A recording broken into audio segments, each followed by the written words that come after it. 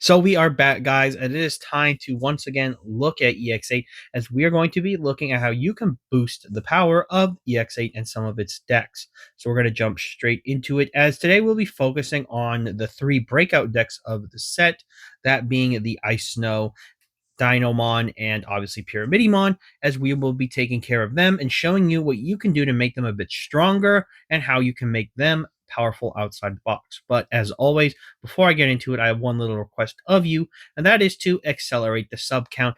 Let's get the likes up and also continue to sub if you have not, because it does help out the Ad Army, and we are on the rise to 500 subs, and I'd love for you to be there with us when we get there. But jumping into it, we are going to talk about first Ice Snow, because Ice Snow is the one that I think needs the most talking about in terms of being a viable deck. I think a lot of people have skipped out on this strategy in terms of its viability, even though I think this deck is actually extremely powerful right now as it is.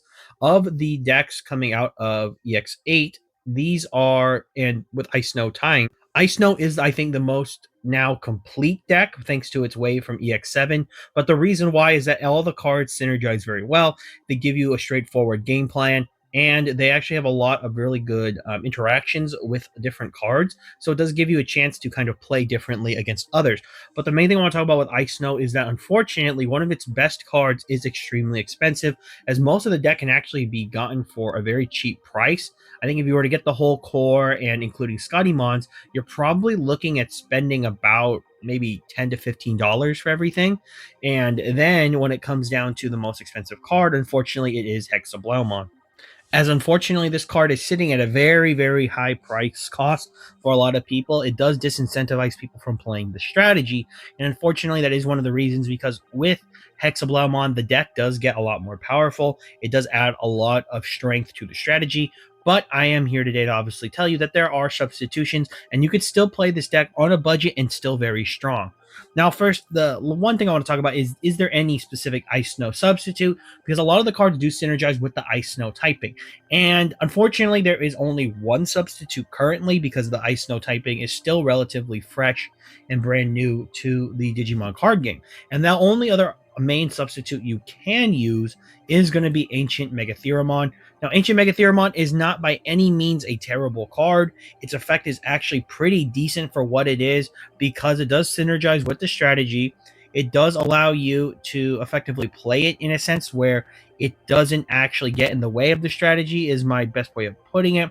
This card is able to, dual color evolve, which doesn't matter. But the main thing is it can trash cards. It's also able to stun the field of Digimon with no evolution sources. So that is actually very cool as like just a way to kind of blanket your opponent. But additionally, this card also, when it leaves the field during all turns, it can play a level 4 or lower Digimon card with the Ice Snow trait, which is primarily what you want. Yes, you can even play hybrid cards, which happen to be Ice Snow in the form of Kumamon and its line there. But the main thing is Ancient Megatheramon is a good substitute for the fact that you can't get Hexa Blamon, but it doesn't replace Hexa Blamon, which is one of the unfortunate aspects. But instead of trying to think about replacing Hexa Blamon, let's tweak the deck so that it can do more. One of my favorite substitutes that I was scouring for had to be able to trash cards, but also offer the deck something it doesn't do. And that is where I landed on something in the thumbnail, that being the BT10 Regalicusmon. Now, this one's interesting because it is an aquatic, so it can be played in aquatic, but the main thing with this Regalicusmon is the fact that it has two important effects. First, it trashes two sources off of one Digimon when it digivolves, which is always good for this strategy because you're focusing on trashing. But the main thing is when you attack, if your opponent has a Digimon with no Digi-Evolution sources on the field, you are able to play a level 4 and level 3 Digimon card from this Digimon sources to the field. Now, you're probably thinking, well, how is that good? Well, there are a lot of cards that have on play and when digivolving effects in Ice Snow. You see this with a lot of the low levels, something like Sorcerymon, and if you do play Kumamon from BT17 or BT18, this one also does come with a on play and when digivolving effect as well. So pretty much you could do something like that. The point is, a lot of these cards have on plays. You can use that effect to its potential, as these are level 4s, but the main focus I'm trying to get across with the Regalicusmon is that it changes the way that this deck can run, in that it can change the ability of the deck to focus on one stack to being able to spread out its attacks and its Digimon, which is actually very important. If you back this up with some of the substitutes you can actually play in the deck, thanks to the fact that not all the Ice Snow champions are requiring the Ice Snow typing as a level 3, you can replace some of your level 3s with something like Betamon or any jamming inheritable Digimon, so that you can give your jamming stack to one of your Digimon in order to give it jamming as well, if you so choose to not have to go with the Regalicusmon swing. The point is, a lot of the Ice Snow cards do revolve around the Ice Snow typing, but we can fix that by offering a little bit more of a diverse play style, so like you can get around your opponent's field, as all of a sudden, if they're assuming you only have one attack, you can immediately turn that one attack into 3 Digimon, and something like Frigimon does have an on play, which is very strong, so you may want to be using those effects in tandem. Finally, I do actually have a good card to go on top, the true top end of this, and I did talk about this in other videos, but I will mention it one more time, which is Gabumon, Bond of Friendship Ace. This card is absolutely powerful for this strategy because it changes a lot of the ability of your opponent to kind of get through this actual strategy. Now, the main problem is it is not an Ice Snow, obviously, so that is always going to be a problem. But when it comes down to the ability to use it functionally as a tool, I don't think you can get any better with this card because of how much power it actually puts behind it. So the main thing is with this card is obviously when you blast into this or just hard Digivolve it, it already synergizes with the strategy extremely well, which is something that I always think is a great way to look at it. It's able to return 2 of your opposed Digimon with as fewer or many sources as it, and basically because of this deck, that will almost always be the case. There will almost be little times where your opponent can put a Digimon on the field with as many sources as this Digimon when you get into it, so that'll almost always be the case. And because you do play Tamers in the deck, you will always be able to get that second effect online, or when attacking, if you have a Tamer, you can unsuspend this Digimon. It is worth playing, it is worth running, and it gets the job done very well. And that's going to be it for Ice Snow as we move into Mineral. So Mineral, Rock, or whatever you want to call it, main thing is close and her deck. What are we going to do for this? Well, there's a few cards you can tech. I think the interesting thing about this deck is that most of its pieces already function extremely well. However, there is some rooms to play with, and I'm not going to ignore the fact that both Promo Close and Promo Landramon, although are mandatory, are still somewhat expensive. I think it does drive up the price of the deck a bit. So if you just want to play this deck for fun, or if you want to kind of mess with this deck to see if it actually needs its support or you could tweak it a bit better, we have a few cards we can talk about. Starting off, I have a few cards to talk about in the mid-range, which are at its level 4 slot. This is the one that I think can tweak if you choose to play the Promo Landramon or don't have access to it. We can actually have some good substitutes. The first one I want to talk about is going to be Golemon, because Golemon is a mineral rock, and it's kind of the reason why we have to talk about mineral rock Digimon here, because there are not a lot of them, so you're pretty much stuck playing with whatever has been printed. Now, this isn't actually a bad thing, it's just the fact that you're going to have to run a lot of these cards because you don't have a substitute, so you're basically stuck with it, right? You have to work with the pool. But this actually isn't that bad because there are some pretty interesting options. I think for the two that I have here as different options, people have probably been teching these two as well, or one of them, that being the BT10 Golemon, which is just a 1 cost evolved champion.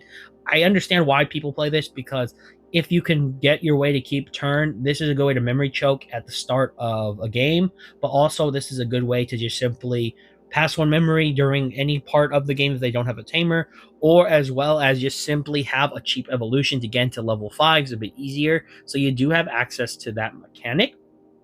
Personally, another Golemon I looked into is the BT4 Golemon. This one is a 4 cost with 3000 DP. The main reason I was suggesting to play this card is that during all turns, all of your black Digimon get 1000 DP. The main reason for this is combined with the next card I'll talk about, that being Pride Memory Boost, as Pride Memory Boost does allow the deck to accelerate. And it was a thought process of mine that with Promo Landramon as well, because of how Mineral is designed, every single level 3 and almost all your level 4s are like 4 cost and lower. So Pride Memory Boost has a very high chance of hitting them. So it is an idea if you want to play this card as well, because although it has no good inheritable, it has a fantastic on-field effect, which can come up when you're trying to protect something like Pyramidimon, and your opponent has to run into the Pyramidimon. You can give it 1,000 extra DP, and it gives it a chance at simply surviving the check. Additionally, this card will also be at like 4k DP, so it can give it some chances to survive against, some things that could just blow it up. So that is actually a very cool dynamic to keep in mind. But it was just a suggestion. Promo Landramon is probably better because it just does a lot. But the point is, if you don't want to have to pick that card up, these two could be good substitutes in combination with Pride Memory Boost to give you a shot forward. Now, talking about level 5s, this is actually an interesting spot because I do think you can substitute level 5s here. The main reason why is if you choose not to play something like Golemon, or maybe you even think that you want to cut down a Panamon and you want something a bit more reactive, I think the best card to play with is going to be the Cyberdramont Ace. Now, I have Cyberdramont Ace here because I love this card a lot because it does so much for the decks you can play it in. It's not just a Justimon card, it is absolutely a unit you might want to play in something like Pyramidimon because of how good it is. When you play this card, it's able to look at the top 5 cards. It can play you a Black Tamer, so obviously you'd be playing close. But the main thing is, if you have a Tamer already in play, you get DIGIVolve 1. The main reason I wanted to talk about this effect is that without promo Landramon, you are forced to have to already get into a level 6 in order to use Proganomon's basically his defrag. When you burst it off, you're forced to basically do that in order to get that DIGIVolve from Proganomen. With this, you are able to take advantage of using DIGIVolve before you get into your level 6. So this is an option for you. And since you Digivolve for Pyramidimon for a cost of 4 anyways, this might actually be an option if you so choose want to use it because it offers a lot. Additionally, it would give your stack, because obviously you're never going to trash this because it's not a mineral or a rock. You're always going to keep this in source. So when a Pyramidimon swings, no matter what happens, no matter the sources, this card will always have DIGIVolve -1. And it is an absolutely good card to pick when you're trying to use something that could tech out your deck and give it just a little bit more edge over some other people. Now, talking about something else, the top end, I did want to offer a level 7 slot here because I think what is a advantage but problem for Pyramidimon is that after you hit Pyramidimon, it doesn't feel like you can do much more. It's pretty much that's it, and hopefully the OTK is enough. But I always like to have a backup plan, and I don't think that's a bad idea because it can make your deck tweak a little bit more. And based on the spacing you can actually put into Pyramidimon, you can run about, I think, like, depending on your ratios for everything, about like maybe 6 to 7 cards or 8 cards, maybe 9 that are out of engine. So something around that, depending on how you ratio out.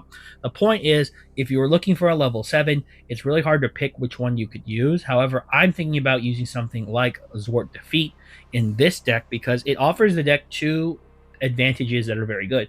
The first advantage it offers is security bombs. I think one of the weaknesses of this strategy is it doesn't really have a good security bomb. I think it would have been really great if one of the maybe the level 4s, like maybe another Landramon, comes out and it's a security Digimon that can play itself. The main reason why is that this deck has no real scary things in security. You'd have to run out of engine to do it. So effectively, if you're already going to have to do that, I think something like this is really good. By playing Zwart Defeat, if your opponent hits one, they're in trouble because by putting this on the field, it's almost effectively going to be a neutral check every time because there's not many things that can get rid of it immediately. And even if they get rid of it, this on deletion effect lets you blow up a Digimon, so the trade was worth it. Additionally, what this offers too is that if your opponent has left you in a position where you're unable to win and you're forced to go back to like Pyramidimon and you may be loaded up with sources, but blocking may not be what you need and you need to really get rid of their tamer, going to Digivolve on top of Pyramidimon with Zwart Defeat is actually a great way to just clear a board. Yes, you'll lose out on the ability to use all the sources, but the point of it is Zwart Defeat allows you to get rid of tamers, which is something a lot of decks can't actually do in a proactive manner. So in this case, if you can just say, well, it's worth the trade, you get rid of the Pyramidimon for Zwart Defeat. Zwart Defeat gets rid of the tamer, and your opponent may be in a worse position. Something like Imperial really does rely on its tamers. So if you can snipe off Davis Kens or stuff like that, you're really able to push your opponent to where you want them to be. And you can reclaim into a level 6 really quickly. So always look into that as well. Now we are at the final part of the video as we're going to be talking about Tyrannomon. Now Tyrannomon is an unfortunate I would say, victim in this set. Now, the main reason I say it's an unfortunate victim is that every card in EX8 will be very cheap. But because Tyrannomon is a deck that I call the lack of reprints and also lack of, just general support, this specific support from EX8 is kind of left on the edge. The reason why is that a lot of its support cards are very expensive, and I'm not making it up. If we look at some of the cards I'd recommend to actually play in this strategy, one of its biggest weaknesses is the fact that a lot of its best cards have been pushed up. Now, does it mean that they're unaffordable? Well, it depends on your price range.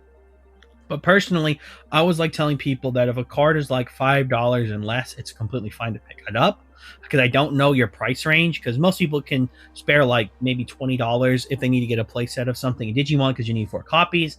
But, hey, I don't know the price range that you're looking to throw at it. But because of the actual ability of this deck, I don't know how good it will be. Because I do think Dynamon is a great card, but I do think that they need to give Tyrannomon just a little bit more support in order to push it over. So the case here is that a lot of the best cards are overinflated right now. They may come down, but a lot of them are somewhat affordable still. So like a good example is actually in the box topper set with the Liberation upgrade pack. We received Tyrannomon X. Now, the interesting thing about these X antibody variants that happen to be promos, I'm not going to lie to you guys, if you can get these cards while they're cheap, pick them up. Because unless there is another set, kind of like the limited set to come out, these cards will not be cheap because they are put in a box topper set. This is pretty much where you're going to have to get them until Bandai says, hey, we're going to reprint this card. So my main thing is, if this card is in a price range where you feel fine, which is right now it's under $10. So, I don't know if that's better for most of you. This card does so much for the strategy. You almost inherently want to pick this thing up, at least a couple copies at bare minimum, maybe 3. But the point I'm trying to get across here is, if you really want this card and you want to get a shot at playing this deck, you probably want to pick these up while you can. So I would say go ahead and get them now if you can, because the problem is, if another support wave drops for this set immediately, the biggest problem that I'll see with cards like this is that all of a sudden they disappear. So, don't get caught with your pants down basically in your wallet unopened, because you don't want to have to pay like $20 for a card that you could have paid for under $10. Additionally, when it comes to substitutes, because one of the other things too is that this deck is interesting, but I do think one of its weaknesses is that it's unable to really gel with a lot. So you're basically either stuck playing the Tyrannomon line, which isn't bad. It's just that you don't really have as many options as you'd like to, because there aren't any real red top end Tyrannomons outside of Dynamon. And now we're basically kind of locked down to using any of the old Tyrannomons in terms of Rust Tyrannomon. And unfortunately, the best option that I think we have for those on a budget is that you'd have to play the Rust Tyrannomon Ace, because it just does so much work. You could try and play something like, original BT2 Rust Tyrannomon. I mean, it's not the worst card ever. The only problem I have with this card is trying to get into this thing is pretty okay. I think the problem is this card really wants to be comboed with like a way to just keep unsuspending and doing checks. So usually something like the BT2 Metal Tyrannomon is usually what you want to do when you run over level 6s. It unsuspends. The main thing is with this Digimon Rust Tyrannomon, you do have enough DP buff, so you would have to change the way the deck kind of looks. Because one of the problems I think the deck also has is that all of the best Tyrannomons happen to be, unfortunately, like dual colored. And one of the best ones on top of the other one I was talking about, in the form of something like the actual Tyrannomon line, we actually, unfortunately, are caught in a hard place with one of our best cards being the Dimensional Phase or BT11 Tyrannomon. Now, the main reason we're caught in a hard place with this card is that this is also a card that has usually been overinflated. The main reason why is that this card actually has a very good on play and when digivolving effect. So usually I would say like rogue decks and jank decks have actually used this card before very well. Like I think something like Mammy Control, if you know what that is. Mammy Control and or something like, Tamer Swap or Digimon Pop or even Jagamon. They use cards like this to like deploy their Tamers really quickly, and they're not, locked. So that's what always made this Tyrannomon really good from BT11, is that when you play a tamer card, it doesn't restrict you. It just has a 3 cost or less tamer. So that has been one of its always biggest appeals. The problem is this card is expensive, and well, it's expensive enough. I'm not trying to also say to people that like I'm saying that certain prices are too expensive. It's just that it kind of sucks when a card that is a rare of all things is usually like expected to be like under a couple of bucks, but this is a rare that is easily for one copy like $7-8. So I'm just putting it out there because I don't know people's price ranges. Point is, I think this card is fantastic, and I do think that it's hard not to want to play this because it synergizes so well with Ryutaro. Like it's hard not to want to play this card. So it isn't up to you basis, but like I said, the problem is if you want to use, I think, Rust Tyrannomon as a substitute, you're kind of forced to have to play something like this because you need the ability to have green and red lower levels so you can get into the BT2 Metal Tyrannomon, so you can give that inheritable. So it is an up to you thing. There are green Tyrannomons you can use. The main thing is the only other main substitute is something like the EX1 Tyrannomon, but it's a red. But it's also treated as a green. It's just not dual colored for some reason. You have Blast Aces as well. So yeah, you just kind of got to get used to this ability. One of the other problems is a lot of the Tyrannomons don't have the ability to cost reduce on their Evo. So you have to use something like Taiga or even something like Ryutaro. So I think maybe that was designed on purpose, so you have to play them. But like I said, the point is you are able to do that. And something like the BT14 Tyrannomon, for instance, has a really cool effect that when you digivolve into like a dinosaur or Ceratopsian or Tyrannomon, you can reduce that cost by 1. So interestingly enough, you can go into a level 5 for 1 cost, which is the BT2 Metal Tyrannomon because it has a 2 cost Evo. So that is actually something you can do. So it's pretty cool, and it has that end of turn effect on the BT14 Tyrannomon. Like I said, the interesting thing is I don't know what the perfect ratios for Tyrannomon are. I will be doing a video on Tyrannomon very shortly, so maybe I'll be able to help you guys out a bit more with that. But pretty much that's all I've got for you guys today. This has been basically the way to power up these decks out of BT or EX8. Also, sorry for the voice strain, guys. I think I've been battling a cold, so I've been trying my best to not sound strained when I'm on recording. But yeah, I've been dealing with a cold. But point across is I have these decks for you. If you're wondering why some of the strategies as well didn't get talked about in the video, it was more so that they were either engine decks like Nightmare Soldiers, the Deep Savers, and Nature Spirits. They're engine decks.